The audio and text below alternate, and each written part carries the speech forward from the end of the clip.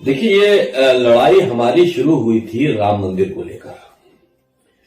और जब मैं शिया सेंट्रल वक्फ बोर्ड का चेयरमैन था, सुप्रीम कोर्ट में केस शुरू हुआ दोबारा, तो मेरे पीरियड में शुरू हुआ, तो हमने इन मुसलमानों से ये बात कही कि भाई अब लड़ने की जरूरत नहीं है, ये जमीन जिस पर हम लड़ रहे हैं ये हिंदुओं की है और इनको वापस कर दो। और ये नहीं, सारी वो मस्जिदें जो मंदिर को तोड़कर बनाई गई है वो भी वापस करने की बात करो।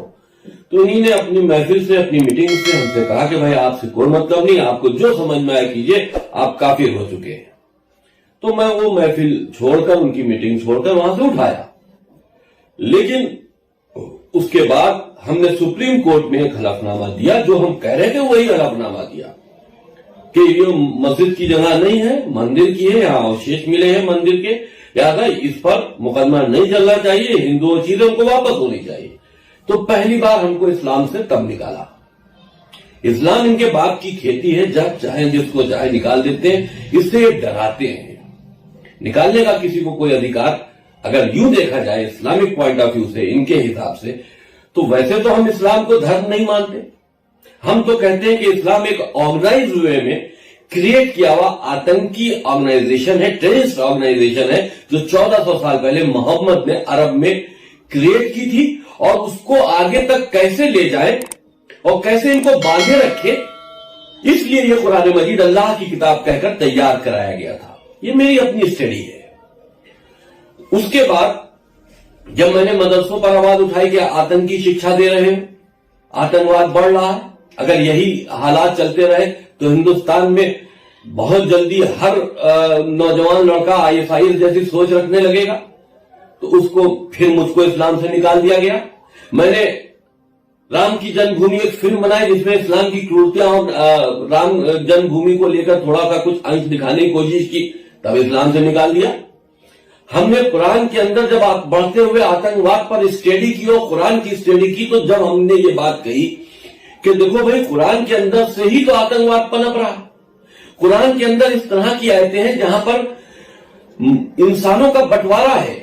कुरान कह रहा है मुसलमानों को सिर्फ जीने का अधिकार है, बाकी किसी को नहीं है। जो है उनको मुसलमान बनना होगा, मुसलमान पूरी दुनिया पर राज करेंगे। मुसलमानों की ये दुनिया है, अल्लाह ने मुसलमानों को पैदा किया है। अल्लाह को मानना, अल्लाह के रसूल को मानना और अल्लाह की किताब पर एतकाद करना, उसको मानना, इन तीनों चीजों को जो नहीं मानता है वो काफिर है। और काफिर के खिलाफ अल्लाह ने कुरान में सजा तय की है। और यह भी कहा है कि जो इस्लाम छोड़कर जाएगा उसको भी मारा जाएगा। तो ये कुरान बांधा गया है जो आतंकी गतिविधि। अब जैसे कि आपने गौर कभी किया कि 1400 साल पहले आया हुआ धर्म आज दुनिया की दूसरी आबादी क्यों है? हर चीज प्लान वे में हुई है। अरब के रेगिस्तान में ऐसा प्लान बनाया गया कि आज उस प्लान के अंतर्गत ISIS जैसी संगठनें पल रही हैं, लश्कर ए तौबा जैसी संगठनें पल रही, दुनिया की जितनी भी आतंकी संगठन है उसी प्लान पर ही पल रही। आप देखिए कि आबादी, मर्दों को अधिकार दे दिया गया कि जितनी शादियां समझ में आया करो, औरतों को यह अधिकार नहीं है। क्यों? क्योंकि अगर औरत एक से ज्यादा, दो से ज्यादा, 3-4 कर लेगी शादी, तो एक साल में एक ही बच्चा उसकी औलाद हो सकती है। लेकिन मर्द अगर 8, 9, 10 शादियां करेगा तो वो एक साल में 10 मुसलमान पैदा करेगा। ये लॉजिक थी शादियों की, इससे आबादी बढ़ाने की लॉजिक थी। आबादी इस तरह से नहीं बढ़ गई, जबरन धर्म परिवर्तन कराए गए, हत्याएं की गई हैं, डराया गया, दबाया गया, कब्जे किए गए मुल्कों के ऊपर और शादियां की गई हैं, बच्चे पैदा किए, कई तरह से आबादी को बढ़ाया गया है। वो इसलिए आबादी को बढ़ाया गया कि जब तुम ज्यादा संख्या में होगे, पूरी दुनिया में तुम्हारी आबादी बढ़ती चली जाएगी, तभी तो तुम दुनिया पर कब्जा कर पाओगे। असली इस्लाम की जो सोच है, असली इस्लाम का जो मकसद है, वो सनातन धर्म को ही खत्म करना है। अरब के अंदर जब इस्लाम को मोहम्मद द्वारा लाया गया तो वहां पर कौन लोग थे? मूर्ति पूजा करने वाले लोग थे। मूर्ति को अपना अल्लाह भगवान मानकर उसको पूजा करते थे। ईश्वर मानते थे, अपने भगवानों के नाम रखे हुए थे, तो वो सनातनी थे। उन मूर्तियों को तोड़वाया। कुरान के अंदर मूर्ति पूजा ही सिर्फ हराम की गई है, क्योंकि असली दुश्मनी मूर्ति पूजा करने वालों से है।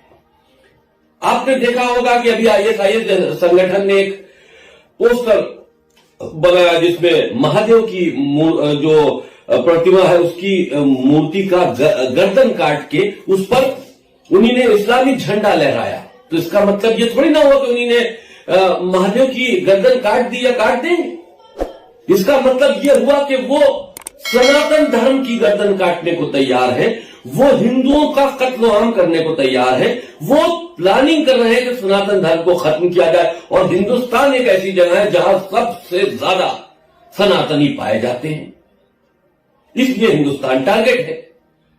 तो अब यहां पर पॉलिटिकल सपोर्ट भी उनको मिल रही है। जो हिंदुस्तान में सियासी पार्टियां हैं वो भी, जो मुसलमानों की राजनीति करती हैं उनको ये नहीं मालूम, खुद भी सनातनी है, लेकिन उनको अपने वोटों की लालच में हुकूमत में पहुंचने के लिए उनको एक बड़े वोट बैंक की जरूरत है, तो वो मुस्लिम वोटों की राजनीति करती है। मुस्लिम वोट जो उनको पड़ता है, मुस्लिम वोट कभी भी भारत के विकास के लिए नहीं पड़ता। हमेशा मुस्लिम वोट जो पड़ता है वो हिंदुत्व को हराने के लिए, या हिंदू चेहरे पर जो इलेक्शन लड़ा उसको हराने के लिए, या हिंदू जिनको पसंद कर रहे हैं उसके खिलाफ हिंदुत्व वोट पड़ता है, मुसलमानों का वोट पड़ता है। वो चाहे किसी सियासी पार्टी का हो, लेकिन वो हिंदुत्व के खिलाफ वोट डालते हैं। हिंदुत्व के खिलाफ वो मुसलमानों को वोट डाले या उसी हिंदू को वोट डाले जो हिंदू को हरा रहा हो, वो एकजुट होकर वोट करते हैं।